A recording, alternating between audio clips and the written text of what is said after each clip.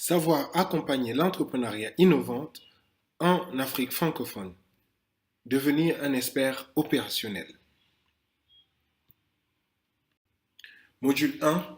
Identifier, attirer et intégrer des entrepreneurs dans sa structure d'accompagnement à l'entrepreneuriat innovant. Bonjour tout le monde, je m'appelle Steve Chumba, je suis le Hub Manager chez ActiSpaces à Douala, au Cameroun. Et aujourd'hui, je suis donc en charge de différents départements dans notre incubateur.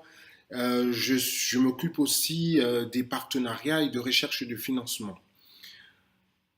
Avant le poste de Hub Manager, j'ai occupé le poste de Business Development Manager, dont mon rôle était de développer les programmes d'incubation et d'accélération. Donc, je travaillais avec les entrepreneurs à les aider à développer leurs idées. Et comme notre slogan le dit, c'est de transformer leurs idées en business, de transformer les idées en business bancable, en business durable. Avant le poste de Hub Manager chez ArtSpaces, j'ai travaillé pendant longtemps dans l'éducation et mon dernier poste était le rôle donc, de directeur d'une école anglaise au Cameroun à Douala. Je suis titulaire d'une licence en relations internationales de l'université de Coventry en Angleterre et d'un postgrad, une sorte de maîtrise en management des projets et en éducation primaire et secondaire. Aujourd'hui, je jouis d'une expérience de plus de 3 ans dans l'accompagnement des startups au Cameroun. Alors pour notre module d'aujourd'hui, j'ai choisi une citation de Denzel Washington, l'acteur américain que je suis sûr que vous connaissez, qui dit « Montre-moi une personne qui a réussi et je te montrerai quelqu'un qui a eu des vraies influences positives dans sa vie. Je me fiche de ce que vous faites dans la vie. Si vous le faites bien, je suis sûr que quelqu'un vous a encouragé ou qui vous a montré le chemin. » Denzel Washington. Alors j'espère qu'en tout cas cette citation va nous accompagner tout au long de ce module et nous rappeler en quelque sorte le rôle que les structures d'accompagnement en Afrique francophone jouent, un rôle qui est très important à montrer le chemin aux jeunes entrepreneurs dans notre écosystème. Alors pour en savoir plus, n'hésitez pas, c'est www.actispaces.com ou encore sur tous les réseaux sociaux, Facebook, Twitter, Instagram, LinkedIn. C'est ActiSpaces, avec un S à la fin, bien sûr. Alors, tout de suite, nous allons voir un peu les rappels des objectifs de notre module. Alors, en premier lieu, nous allons clarifier notre structure d'accompagnement. Ensuite, nous allons essayer de comprendre les différentes méthodes d'identification, de recrutement et d'intégration des porteurs de projets dans notre structure. Ensemble, nous allons passer entre 1 heure et 1 h 30 et, et voilà, donc voilà ce que nous allons faire. Alors, dans cette présentation, vous aurez donc en premier lieu le positionnement de la structure d'accompagnement. Ensuite, nous allons voir ce que moi j'appelle les développeurs d'écosystèmes. Par la suite, on va regarder les méthodes de recrutement, donc les appels à projets, les candidatures spontanées, l'innovation ouverte, et on va regarder un peu d'autres méthodes qui peuvent inciter à l'entrepreneuriat, donc les tests entrepreneuriaux. Et ensuite, nous allons voir comment intégrer les entrepreneurs dans sa structure. Et nous allons donc conclure. On va commencer. Juste un rappel du titre de notre module, c'est donc comment identifier attirer, intégrer les entrepreneurs dans sa structure d'accompagnement à l'innovation, à l'entrepreneuriat innovante. Tout d'abord, nous avons dit que nous allons regarder le positionnement de sa structure. Alors, vous avez 3 catégories ici. La première, nous avons le choix entre une structure à but lucratif ou à but non lucratif. Ensuite, nous avons une deuxième catégorie, c'est d'être une structure physique ou virtuelle. Après, vous pouvez choisir de vous positionner par rapport au développement des structures ou des entrepreneurs qui vont intégrer votre structure. Je vais m'arrêter un tout petit peu là pour essayer d'éclaircir un tout petit peu cette troisième catégorie qui est le positionnement par rapport au développement au niveau de développement de la structure que vous allez intégrer dans votre structure. Alors nous avons ici les incubateurs et les accélérateurs et les pépinières. Alors tout de suite, je dirais que si vous vous positionnez comme une pépinière, effectivement, tout ce que nous allons dire aujourd'hui va vraiment vous intéresser. Par contre, si vous vous positionnez comme un incubateur ou un accélérateur, ça va toujours vous intéresser, mais une partie qui est très importante, c'est alors comment ou bien comment identifier ou comment les attirer. Ce serait très simple à ce niveau-ci, c'est tout de suite de créer donc des partenariats stratégiques avec des pépinières qui vont pouvoir vous amener ou voilà, vous amener des startups ou des entrepreneurs qui ont commencé chez eux et qui vont par la suite entrer dans votre programme d'incubation ou d'accélération. Alors, on va voir au fil du temps c'est quoi les implications de choisir d'être une structure à but lucratif ou à but non lucratif, ou encore physique ou virtuel. Les termes s'expliquent. Je veux dire, si vous êtes une structure physique, on comprend tout de suite que vous pourrez être limité à votre situation, en tout cas géographique, qui ne va vous permettre que d'accueillir des startups qui sont dans votre ville ou dans votre pays. Par contre, si vous êtes une startup, pas une startup, je m'excuse, une structure d'accompagnement virtuel, dont l'accompagnement se passe pour la plupart du temps en ligne, donc vous pouvez accompagner des entrepreneurs où qu'elles soient dans le monde. C'est plus intéressant à but lucratif ou à but non lucratif. Je sais, en tout cas, je peux dire que pour la majeure partie ou pour la plupart des structures d'accompagnement aujourd'hui dans notre écosystème, par exemple le cas du Cameroun, c'est très difficile de se positionner comme une structure d'accompagnement à but lucratif. Par contre, effectivement, il y a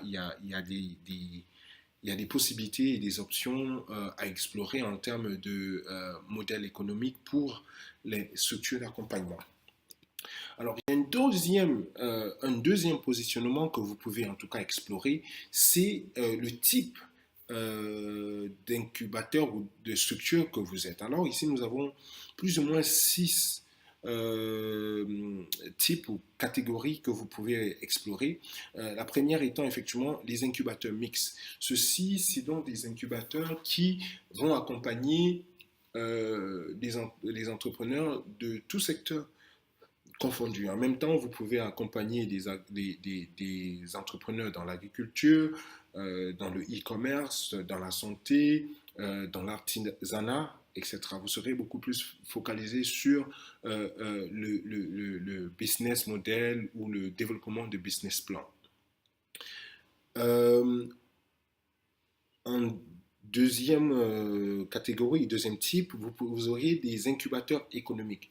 Ceux-ci, généralement, se positionnent localement ou régional. Ils sont pour la plupart accompagnés par des gouvernements qui veulent donc une sorte de développement local. En troisième position, vous avez les incubateurs ou les structures d'accompagnement technologique. Et ceci va entrer dans les structures d'accompagnement de niche. Ça veut dire que vous vous focalisez exactement sur un secteur bien précis. Chez nous, à l'Artispaces, nous sommes un incubateur technologique dont nous accompagnons exclusivement les entrepreneurs qui sont donc dans les nouvelles technologies. En quatrième position, vous avez les incubateurs sociaux. Ceux-ci vont se focaliser sur les entrepreneurs à fort impact social. Encore, ça va donc définir le type ou la qualité d'entrepreneur que vous voulez attirer dans votre structure. Après, vous avez en cinquième position les incubateurs de recherche. Ceux-ci, généralement attachés aux universités pour capitaliser en tout cas sur les départements de recherche et de permettre une certaine transformation de la recherche à des solutions viables qui peuvent être commercialisées.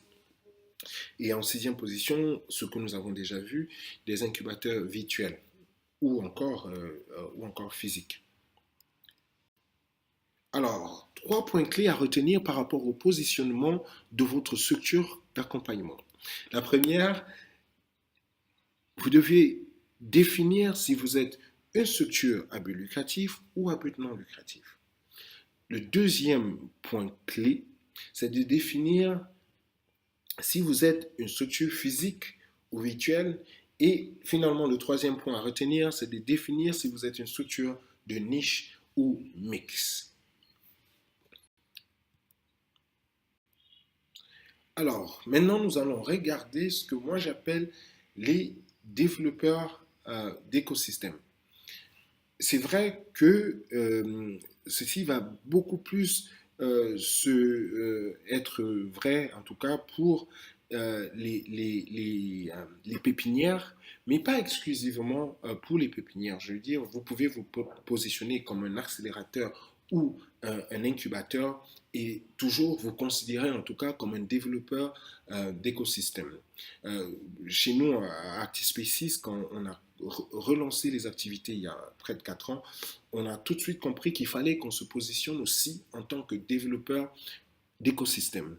Il ne suffisait pas seulement d'accompagner les entrepreneurs, parce que bon, où étaient dans ces entrepreneurs? Est-ce qu'il y avait suffisamment d'entrepreneurs à accompagner? Donc, on s'est positionné comme développeur d'écosystème. Alors, ceci veut dire qu'on veut susciter une certaine notoriété pour le secteur à développer.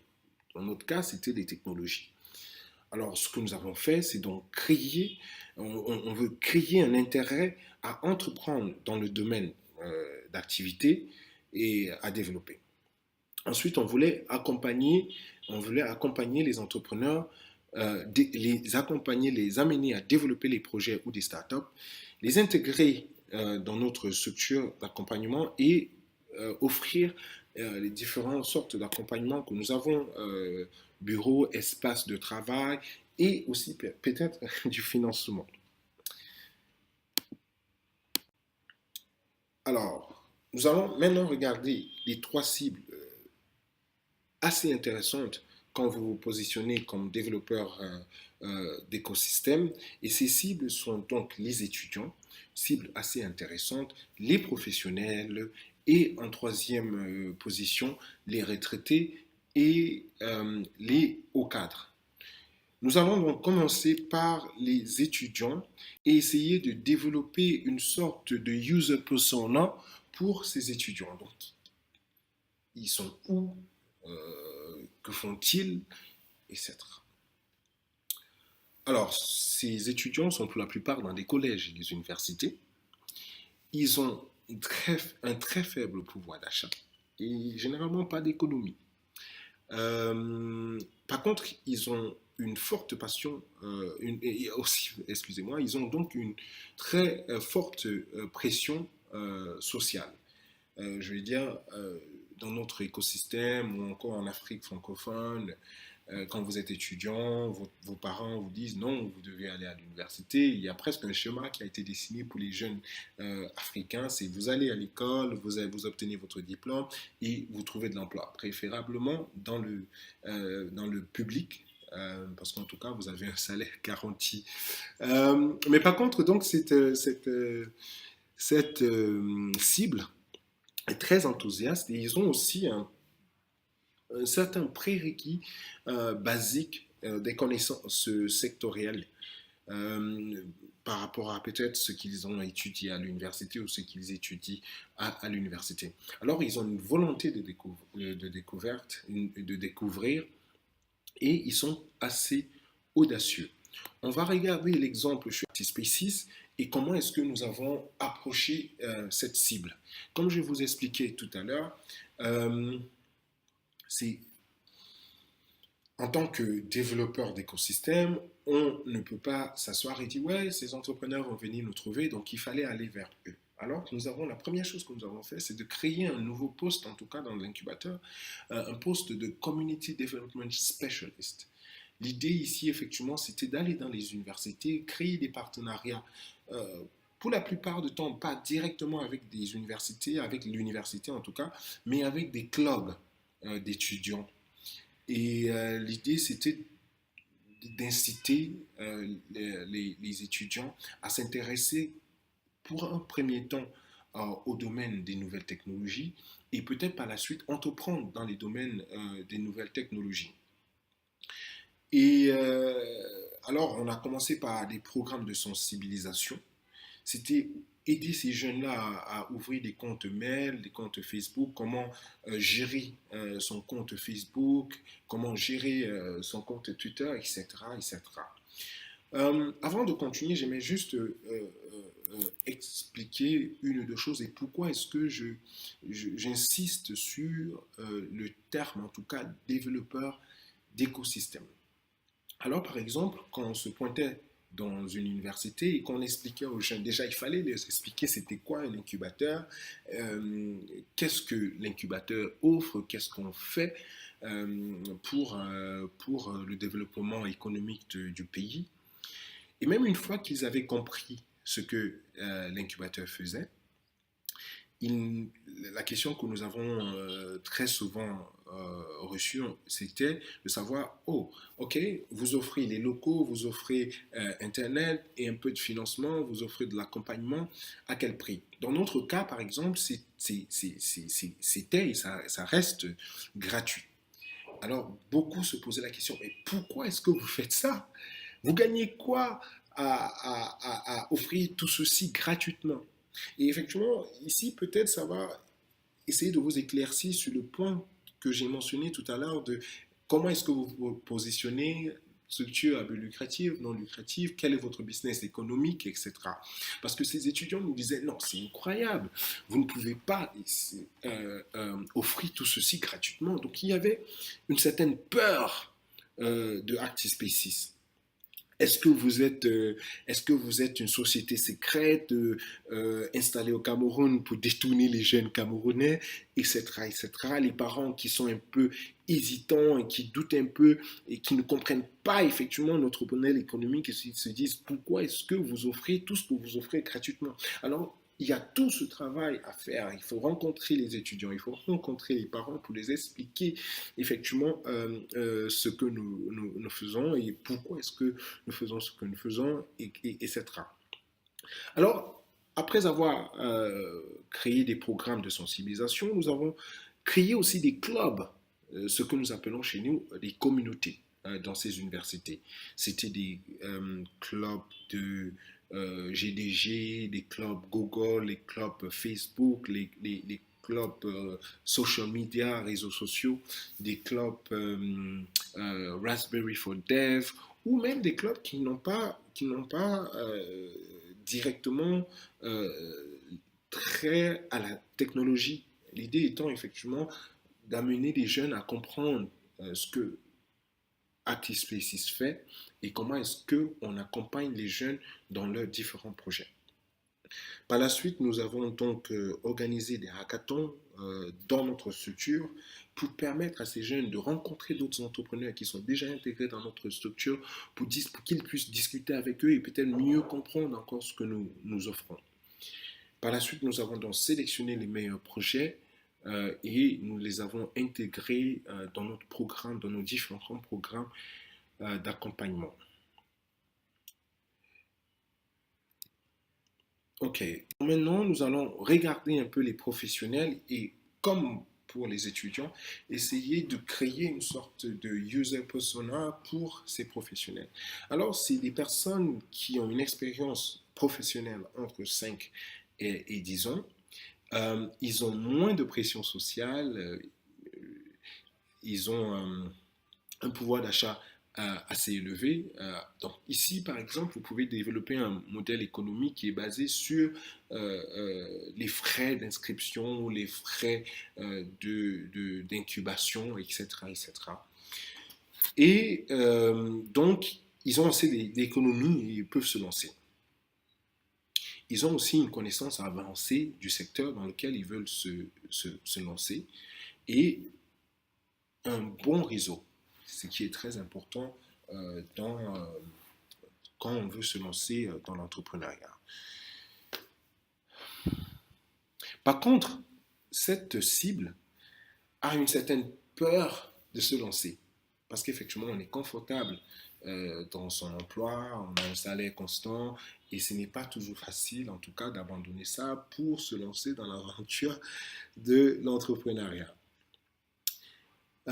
Cette cible aussi a donc un refus de se faire accompagner. Elle est très difficile à coacher.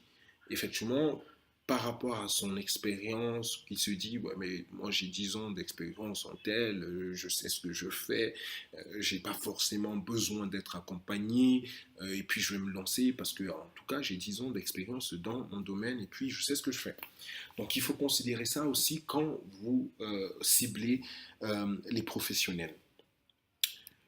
Euh, alors, pour ce qui concerne les professionnels, nous allons prendre un autre exemple, la Société Générale. Alors, pour la cibler, tout d'abord, vous pouvez commencer par créer des partenariats stratégiques avec des boîtes ciblées.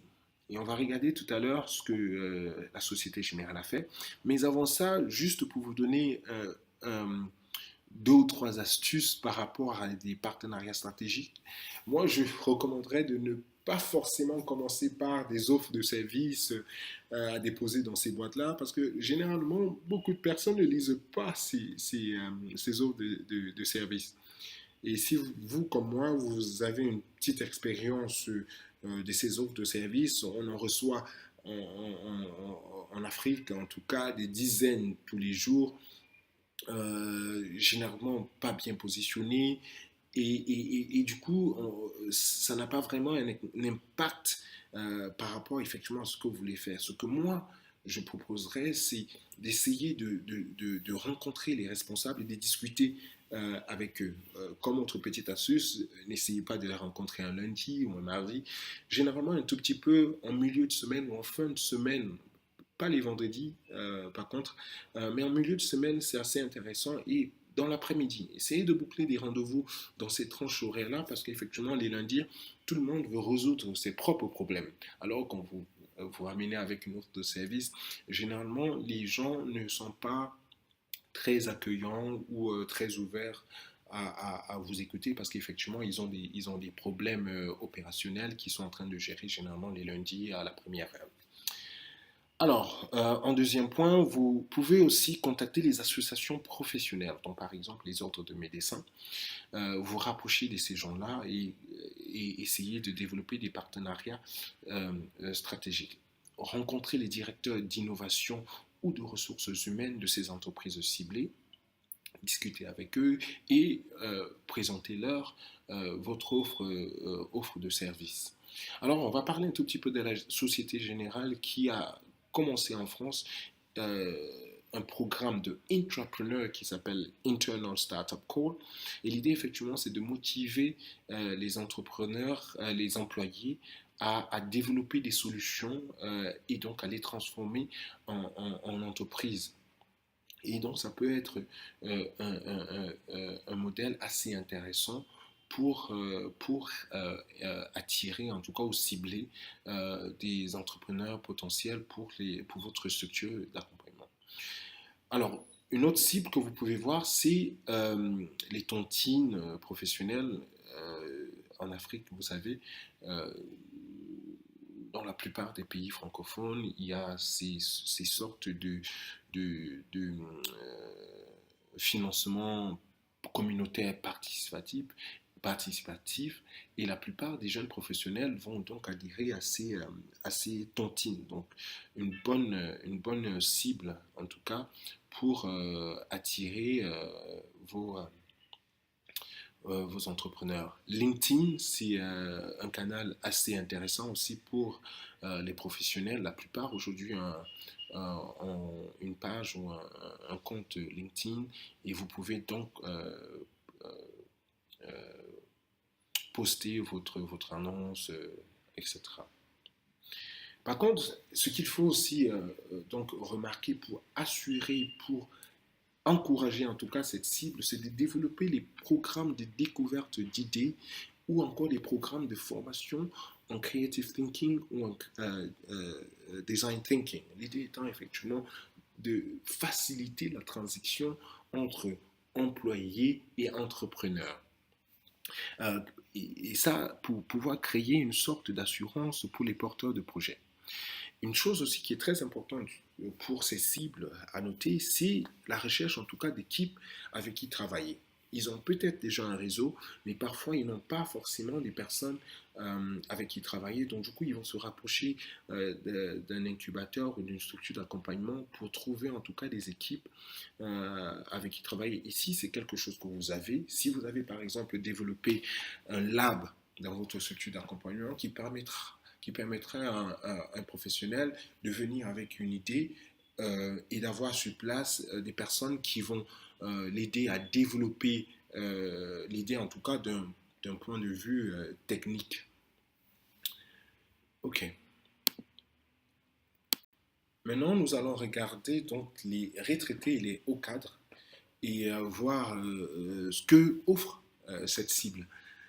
Alors, donc, c'est un secteur pas encore bien développé en Afrique, mais de plus en plus de personnes prennent leur retraite en Afrique aujourd'hui. Les gens vivent un peu plus longtemps, donc il y a un très fort potentiel, en tout cas une cible à ne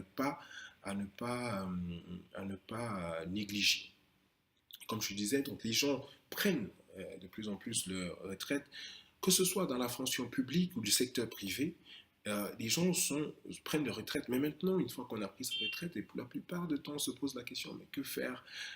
Qu'est-ce que je peux faire? Comment est-ce que je peux me lancer? Donc, une cible potentielle à attirer et à intégrer dans votre structure d'accompagnement.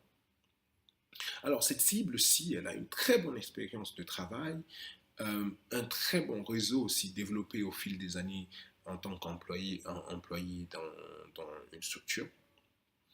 Et donc, il y a cette possibilité d'entreprendre et de devenir entrepreneur.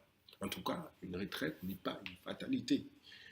Euh, alors, par contre, donc il faut un certain nombre de sensibilisation aux options entrepreneuriales pour les retraités et surtout un support technique.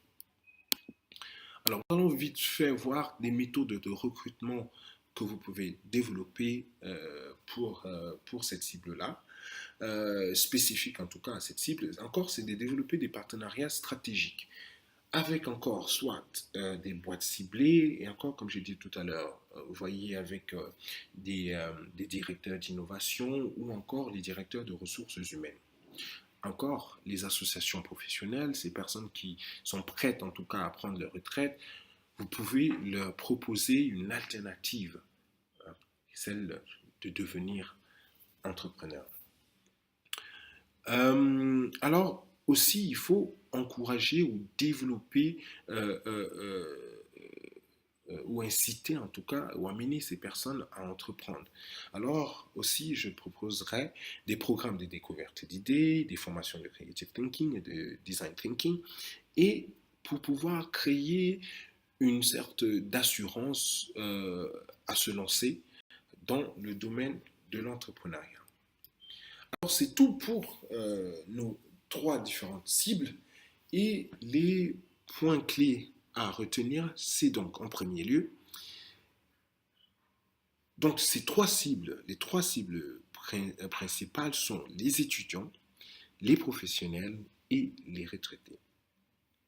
Deuxième point clé, ne pas oublier l'importance du user persona. Donc, c'est effectivement de comprendre effectivement qui est votre cible, quels sont ses besoins, qu'est-ce qu'elle recherche et quelles sont ses faiblesses ou ses peurs.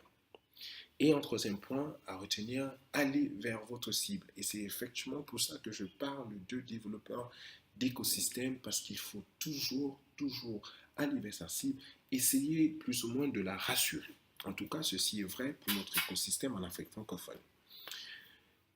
Bien.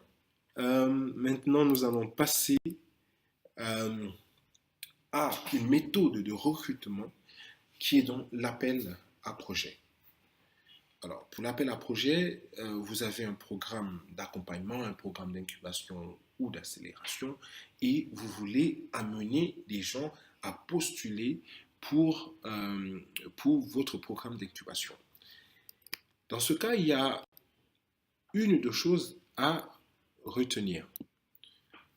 Donc, regardons donc les appels à projet.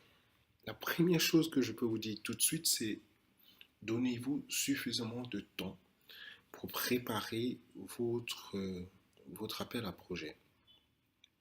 Alors, dépendamment de ce que vous faites, ça peut être un processus qui peut aller de un mois et demi à 2 mois. Parce que vous aurez la période de candidature, vous aurez la période de présélection et la période de sélection et enfin la période d'intégration. Donc donnez-vous suffisamment de temps pour préparer votre, votre appel à projet, pour définir effectivement la cible, votre cible, pour définir le niveau de développement de l'idée ou des idées que vous voulez attirer, en tout cas dans votre programme d'accompagnement. Il y a 2 fichiers ou 3 qui sont très importants pour l'appel à projet. Le premier, c'est la fiche d'appel à projet. Alors, c'est un formulaire que vous allez créer qui va permettre donc aux entrepreneurs de postuler pour votre programme ou votre appel à projet. Alors, vous avez besoin d'avoir certaines informations. Vous voulez avoir les informations sur l'entrepreneur, sa localisation, si elle est effectivement dans votre ville ou pas, le nom, peut-être vous avez des critères, vous préférez ou vous accompagnez uniquement des femmes, ou vous accompagnez les jeunes, ou vous accompagnez les vieux. Donc, vous voulez avoir ces informations sur l'entrepreneur, le nom, l'âge, le genre, etc. Après, vous voulez avoir les informations sur le projet en lui-même. Et une question que vous pouvez poser, c'est de savoir quel est le problème ou la problématique que l'entrepreneur veut résoudre. Vous pouvez aussi poser la question de savoir quelle est donc la solution proposée par rapport à la problématique. Et par la suite, vous voulez peut-être savoir sur l'équipe, est-ce qu'il y a une équipe, qui sont les membres de, de, de la start-up.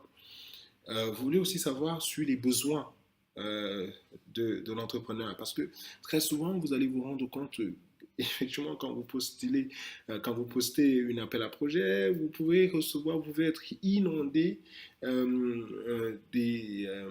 des demandes ou en tout cas des offres. Alors, c'est aussi intéressant, en tout cas, de comprendre, en tout cas, quels sont les besoins de l'entrepreneur.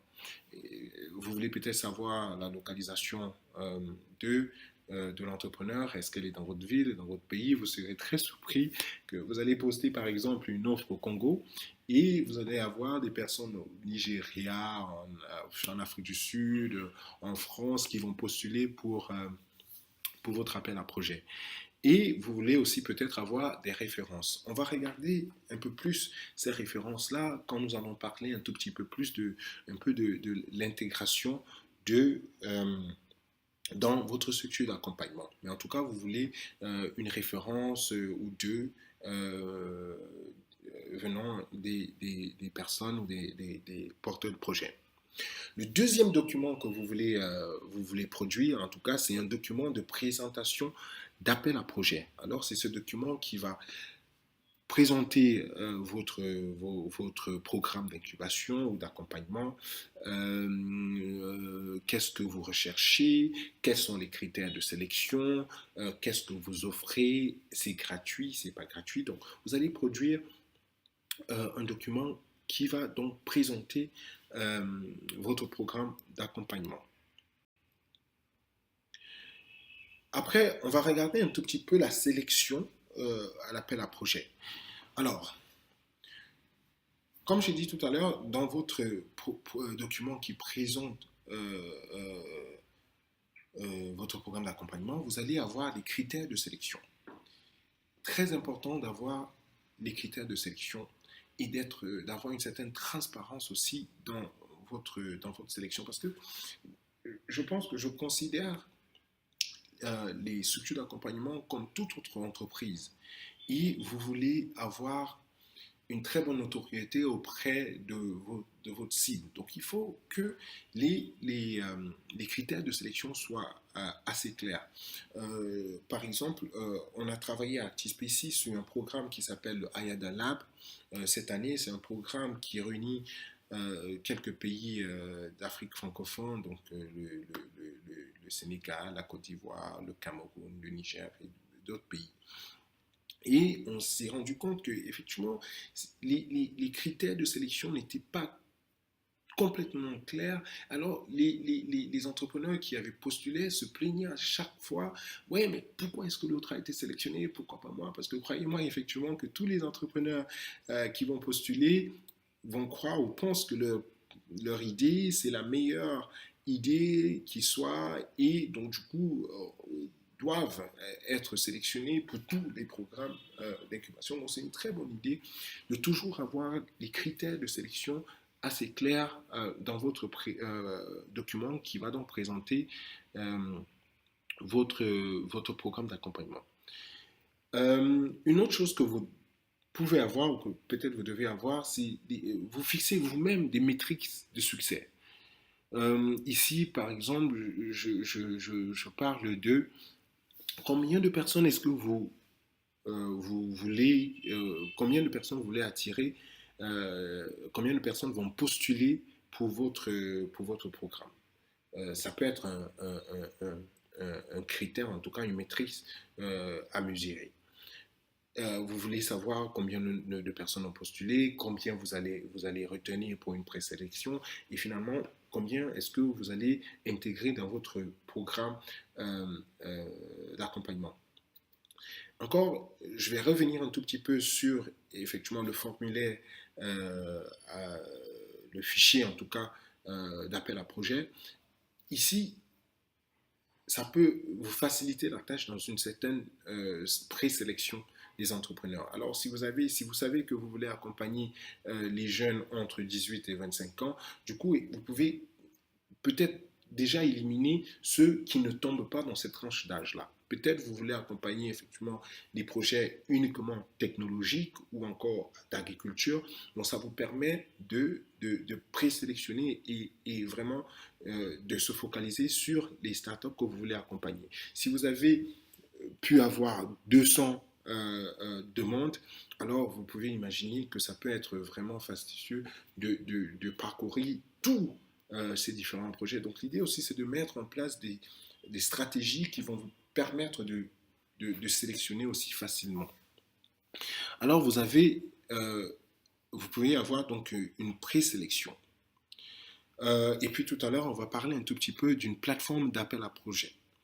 Après, dans la présélection, vous pourrez inviter des présélectionnés à un entretien, idée de comprendre un peu plus les motivations de l'entrepreneur, de comprendre effectivement quelles sont les problématiques, de vraiment essayer de comprendre l'entrepreneur.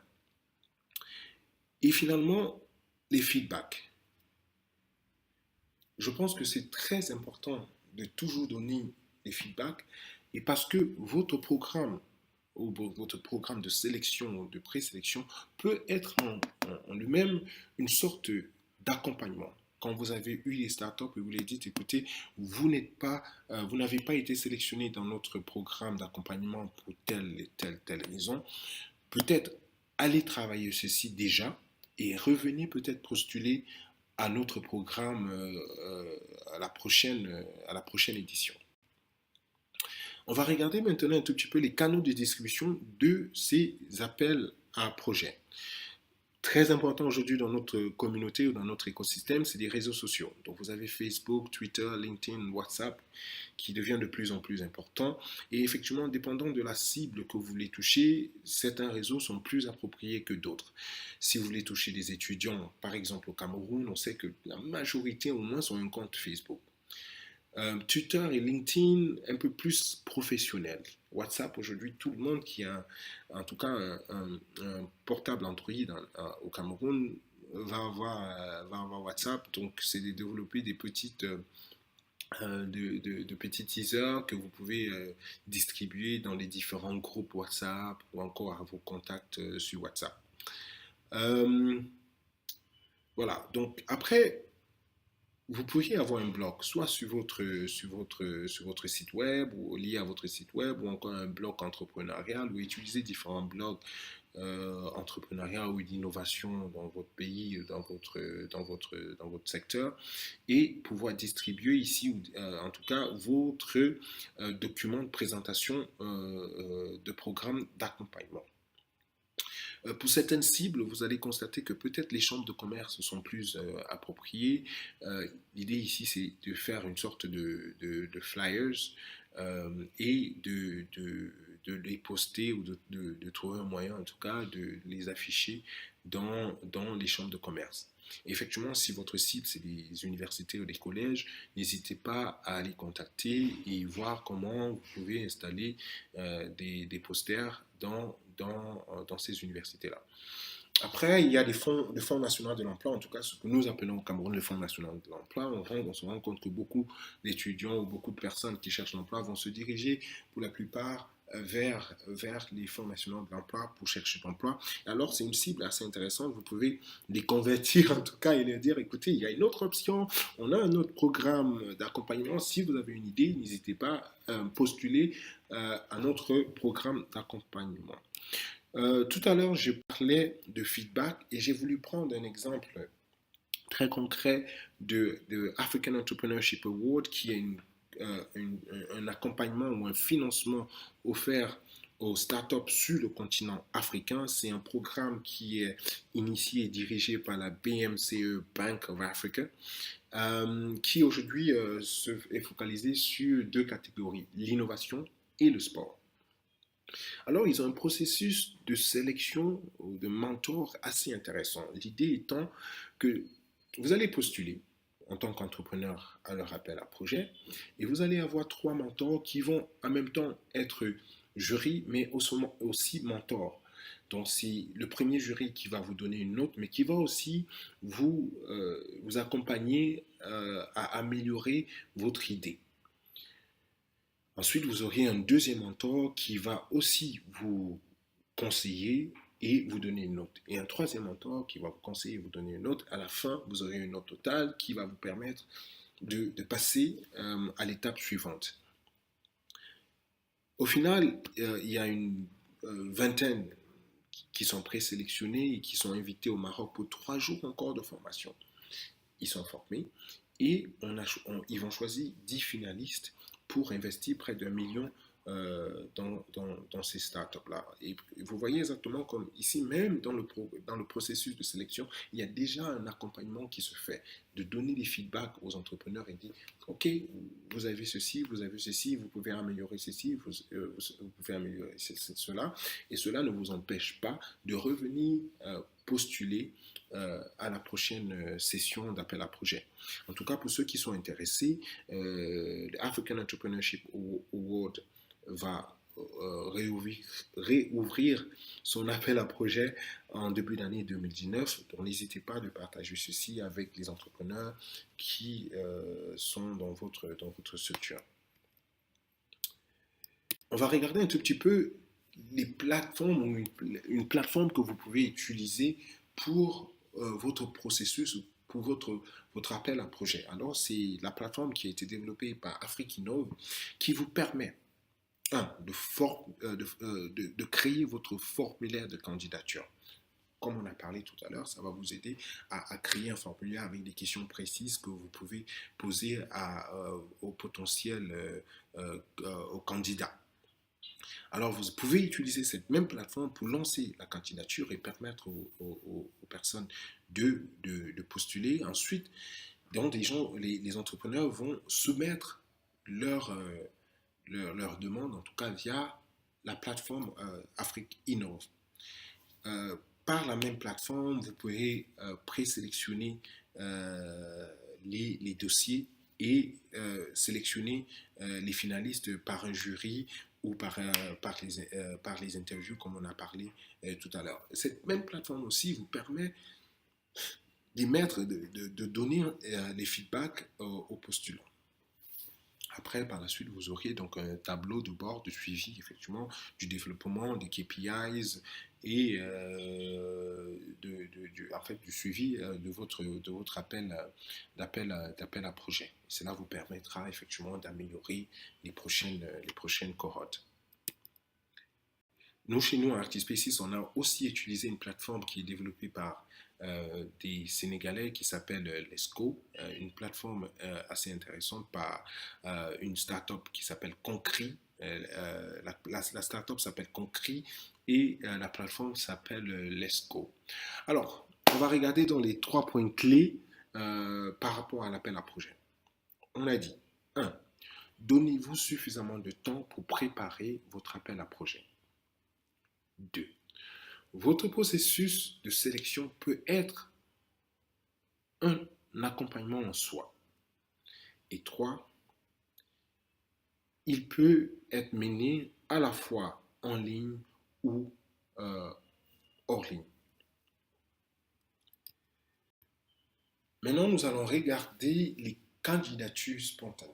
Effectivement, ici, il s'agit des candidatures qui vont se faire tout au long de l'année. Alors, on peut postuler à n'importe quand. Les porteurs de projets peuvent vous contacter et dire, écoutez, voilà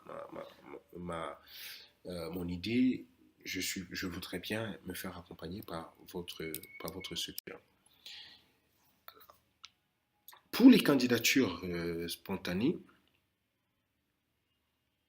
on sait que, je pense en tout cas que c'est une stratégie qui est vraiment indiquée pour les programmes personnalisés.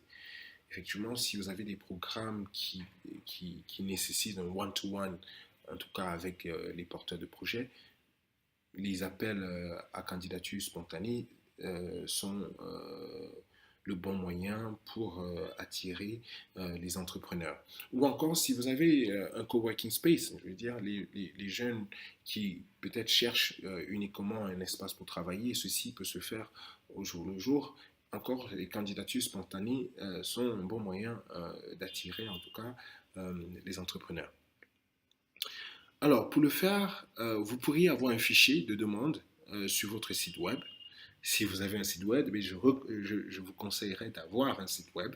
Et donc, vous pourrez avoir un onglet sur votre site web qui dit postuler ici pour être intégré dans notre structure d'accompagnement. Et les gens peuvent facilement cliquer et suivre le fichier et le soumettre via votre plateforme.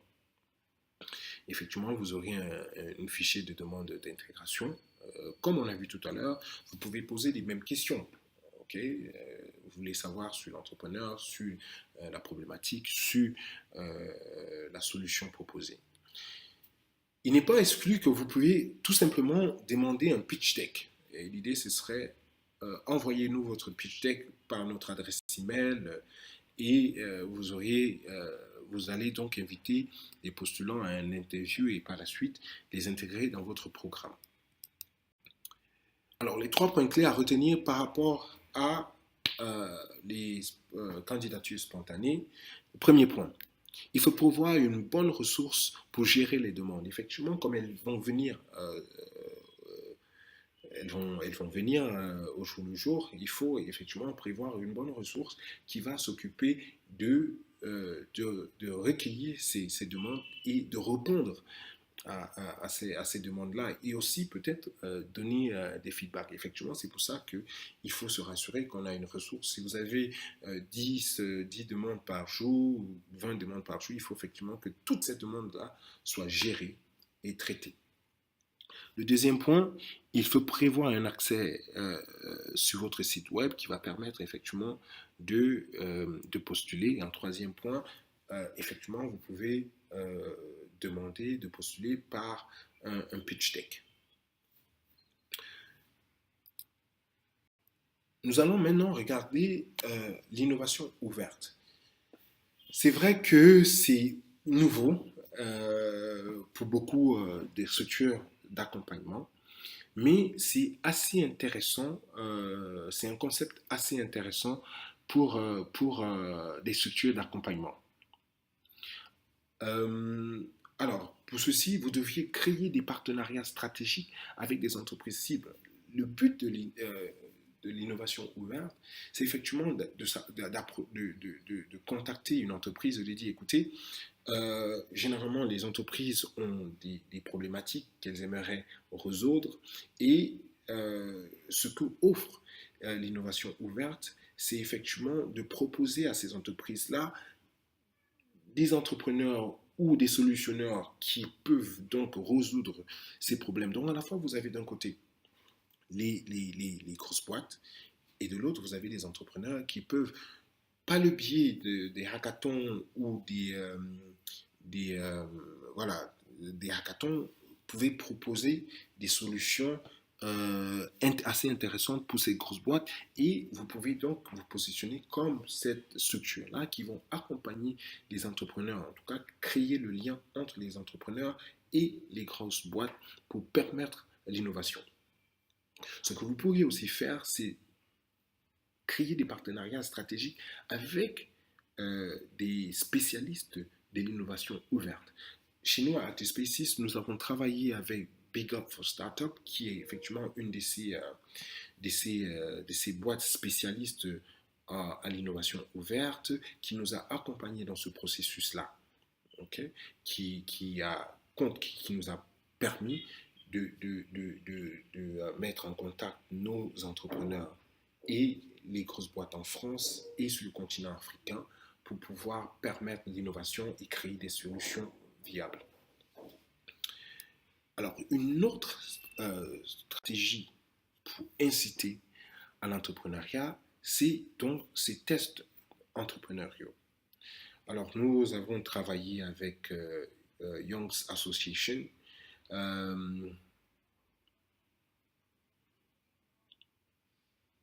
qui nous a proposé des tests d'entrepreneurs que nous pouvons proposer aux cibles que nous avons identifiées tout à l'heure, que ce soit des étudiants ou les professionnels ou encore des retraités qui ne savent pas trop s'ils vont se lancer, s'ils ont les capacités à entreprendre. En tout cas, voici un test qui peut permettre en tout cas à ces cibles-là de prendre le pas.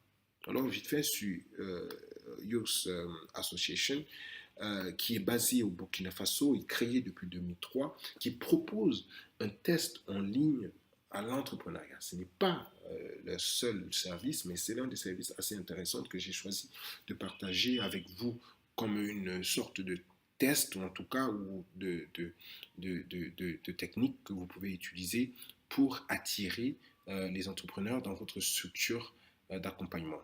Alors, moi, j'ai passé un test et vous avez un résultat un peu comme celui-ci qui va peut-être convaincre les personnes ciblées à se lancer dans l'entrepreneuriat au final. Alors, nous allons tout de suite voir les 3 points clés par rapport effectivement à l'innovation ouverte et les tests entrepreneuriaux. Alors, l'idée, en premier point, c'est de trouver des partenaires stratégiques pour l'innovation ouverte. Deuxième point, c'est de se faire accompagner par les spécialistes de l'innovation ouverte. Alors, et le troisième point, concernant l'innovation ouverte, essayez de créer un bon deal flow de solutionneurs que vous pouvez effectivement proposer aux grosses boîtes. Ok, avant de finir, nous allons regarder comment donc intégrer les entrepreneurs dans votre structure d'accompagnement à l'entrepreneuriat innovante. Alors, vous pouvez commencer par les journées d'intégration. Effectivement, vous avez vu, vous allez passer tout le processus d'appel à projet ou d'appel spontané et vous allez maintenant intégrer ces entrepreneurs dans votre structure. Pour commencer, vous pouvez donc avoir une journée d'orientation et cette journée d'orientation va vous permettre de présenter l'équipe de votre structure d'accompagnement. Et c'est effectivement, c'est intéressant que les personnes que vous accompagnez sachent en tout cas à qui contacter pour tel problème, qui voir pour les connexions Internet, comment faire pour réserver les salles de réunion, comment utiliser l'espace. Donc, il faut déjà présenter toute l'équipe en général de votre structure. Deuxième point, vous voulez présenter les règles de l'espace. Et c'est, moi, je propose que vous le fassiez dès le premier jour. Et ça devrait être la première chose que vous fassiez quand vous voulez intégrer les entrepreneurs dans votre structure. Toutes les règles que vous avez, c'est le moment de présenter ces règles-là aux entrepreneurs. Parce qu'il ne faudrait pas effectivement que vous les intégrez. Ils sont dans votre salle, dans votre espace, et 2 semaines plus tard, vous leur dites, ouais, au fait, il y a telle règle que vous voulez, vous devriez observer. Donc, et ça peut frustrer, ça peut créer des conflits là où il n'y en a pas vraiment besoin. Donc, l'idée, c'est vraiment de présenter vos règles. Chez Artispaces, par exemple, nous avons un code vestimentaire où les lundis et les mardis, c'est tenue formelle. Donc, dès ce premier jour, on va dire aux entrepreneurs, écoutez, voici une règle que vous devez observer. Si vous n'observez pas, voici les conséquences aussi que vous pourriez avoir. OK? Dans cette même journée d'intégration, vous pouvez avoir des contrats que vous allez signer avec vos entrepreneurs. Effectivement, vous allez développer un contrat ou un code of conduct que vous aurez à faire signer par vos entrepreneurs. L'idée, effectivement, dans cette journée, c'est qu'ils puissent vraiment lire le contrat, ce que vous attendez d'eux, ce qu'ils attendent de vous, ce que vous offrez, et effectivement, et de respecter toutes les règles de votre structure d'accompagnement. Dans cette journée d'orientation aussi, vous allez présenter dans le programme pour lequel ils sont là, le programme pour lequel ils ont postulé. Effectivement, c'est de présenter le programme en général. Chez nous, nous avons un programme de 3 mois, par exemple. On va leur dire, écoutez, vous avez une session de travail tous les lundis de 18h à 20h. Vous avez un one-to-one coaching avec votre mentor. Si vous avez une plateforme que vous utilisez pour gérer votre programme, vous allez les présenter, les montrer comment utiliser la plateforme, comment s'enregistrer sur la plateforme et comment, en tout cas, discuter sur la plateforme avec les autres participants tous les jours. Et finalement, vous allez discuter effectivement des attentes et les services que vous proposez. On va regarder un peu la sécurité parce que je pense que ça devient de plus en plus important, même pour nous chez moi. À Artispaces, la sécurité devient de plus en plus important. Vous avez des personnes qui viennent de partout, vous avez un espace de coworking, vous avez des personnes qui entrent, qui sortent tous les jours, toutes les heures de la journée. Donc c'est important par exemple d'identifier en tout cas les personnes que vous allez intégrer dans votre programme. La première chose, je dirais, les cartes d'identité ou les passeports, c'est de prendre des photocopies de ces documents-là et de les ranger dans vos dossiers. La deuxième chose que vous voulez avoir aussi, c'est une sorte de localisation de résidence. Assez important, si vous deviez rencontrer quelqu'un chez eux, les parents par exemple des entrepreneurs, c'est intéressant, c'est important de savoir en tout cas où ils vivent. En tout cas, d'avoir une sorte de localisation de résidence, avoir un document qui montre voici où j'habite, juste au cas où vous aurez besoin un jour de vous rendre. Et tout à l'heure, on a parlé des références. Encore très important d'avoir les références ici des personnes que vous intégrez. Vous auriez, on a eu des cas, vous avez quelqu'un qui travaille chez vous, qui est dans votre structure d'accompagnement, qui subitement tombe malade ou a une urgence, vous ne savez pas qui contacter, et ça peut être compliqué. Donc vraiment, n'hésitez pas à demander des contacts, next of kin, une famille à contacter en cas d'urgence, etc., etc. Et finalement, vous pourriez aussi avoir les registres de visiteurs dans votre structure d'accompagnement. Vous pouvez aussi la digitaliser si vous voulez, ce serait assez intéressant en tout cas de voir ça. Ok, nous allons prendre le cas de Species dont notre d'intégration des entrepreneurs. Alors, il faut dire que nous, on s'est focalisé sur une start-up, sur des entrepreneurs jeunes, des étudiants pour la plupart. Et donc, il faut les intégrer, en tout cas faciliter leur intégration dans notre structure pour qu'ils puissent vraiment se focaliser sur leur entreprise ou sur leur idée. Donc, une des choses que nous avons fait, c'est de créer un Breakfast Club. Et comme je disais tout à l'heure, il faut vraiment connaître les besoins de votre cible. Alors, on s'est rendu compte à un moment donné que les entrepreneurs ne venaient pas à l'espace. Et quand on discutait avec ces entrepreneurs, on posait la question de savoir, mais pourquoi est-ce que vous ne venez pas dans l'espace? Pourquoi vous ne travaillez pas? Vous avez un espace gratuit, vous avez la connexion Internet, etc. On s'est rendu compte que, bah, écoutez, ces jeunes entrepreneurs n'ont pas suffisamment de moyens pour prendre un taxi, pour se rendre à l'espace et puis trouver de quoi manger. Alors on a dit, ok, on va mettre en place un breakfast club. L'idée, effectivement, c'était d'offrir aux entrepreneurs de quoi manger chaque jour qu'ils venaient travailler. Et ça les permettait, effectivement, de se focaliser sur leur projet et de développer leur projet. Et ça, on en a eu des résultats. En moyenne, donc, on accompagne 20 entrepreneurs par cycle de programme d'incubation pour la durée de 3 mois. Pas de plateforme pour gérer nos programmes. En tout cas, nous avons, si vous n'avez pas de plateforme pour gérer vos programmes, vous allez le faire effectivement de manière physique pour tout ce qui est intégration. Par contre, si vous n'avez même pas de plateforme, ce qui est intéressant, c'est un groupe WhatsApp. Chaque fois que vous allez intégrer un membre dans votre structure, vous le rajoutez à votre groupe WhatsApp. Ça va permettre à ces entrepreneurs d'être au courant, en tout cas, de tous les événements que vous avez dans votre espace ou toutes les informations liées à votre programme. Si vous avez des opportunités de financement, si vous avez des opportunités de compétition et tout ça, vous pouvez partager en tout cas ces informations dans votre groupe WhatsApp.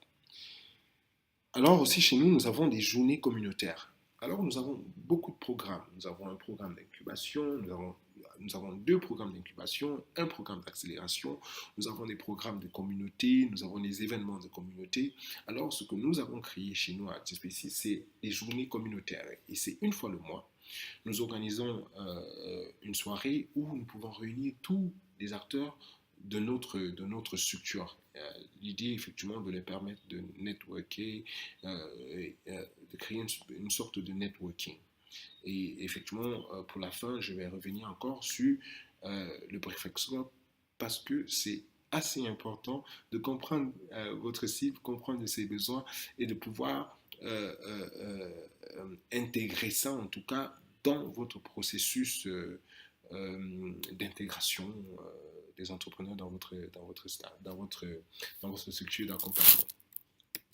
Alors, 3 points clés donc, par rapport à l'intégration des entrepreneurs dans votre structure d'accompagnement. Prévoir un temps de présentation de la structure. 2. Faciliter l'intégration de votre cible. Effectivement, vous allez comprendre les besoins et pouvoir vraiment faciliter son intégration. Le 3e point à retenir ici, c'est vraiment de ne pas oublier la sécurité. Un un point assez important. Si vous avez des vidéosurveillance, n'hésitez pas. Vous avez une cinquantaine de personnes qui entrent dans votre espace. Il faut considérer qu'effectivement, c'est pas tout le monde qui peut être de bonne moralité. Si vous avez des laptops ou des ordinateurs qui vont disparaître, euh, en tout cas, il faut prendre en tout cas cet aspect sécuritaire très au sérieux. Nous sommes donc arrivés à la fin de notre module qui était donc comment identifier, comment attirer et intégrer les entrepreneurs dans cette structure d'accompagnement à l'entrepreneuriat innovant. En conclusion, premier point, donc développer des méthodes innovantes pour grandir votre écosystème. En deuxième point, donnez-vous suffisamment de temps pour développer vos appels à projets.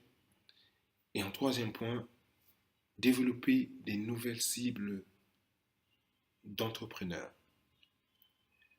Je vous remercie beaucoup pour le temps que nous avons passé ensemble.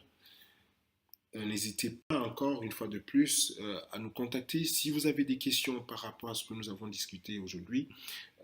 C'est donc info@actispaces.com pour la boîte mail ou encore visiter www.actispaces.com ou n'hésitez pas sur tous les réseaux sociaux Facebook, Twitter, Instagram ou LinkedIn.